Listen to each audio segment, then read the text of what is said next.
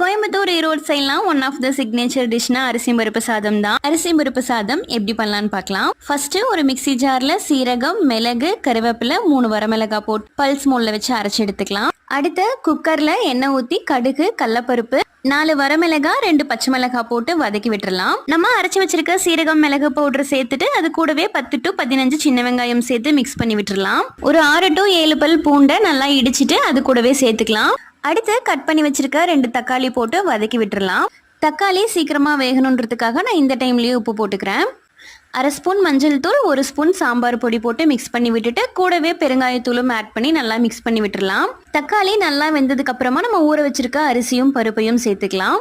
எனக்கு அரிசி பருப்பு சாதம் குழஞ்ச மாதிரி சாப்பிடுறதா ரொம்ப பிடிக்கும். ஸோ அதனால நான் கொஞ்சம் எக்ஸ்ட்ரா தண்ணி ஆட் பண்ணிக்கிறேன். இந்த டைம்ல உப்பு காரம்லாம் பார்த்துட்டு நம்ம குக்கரை மூடி 3 விசில் விட்டு எடுத்தோம்னா சூப்பரான அரிசி பருப்பு சாதம் ரெடி. ஃபார் மோர் அப்டேட்ஸ் நம்ம சேனலை சப்ஸ்கிரைப் பண்ணிக்கோங்க.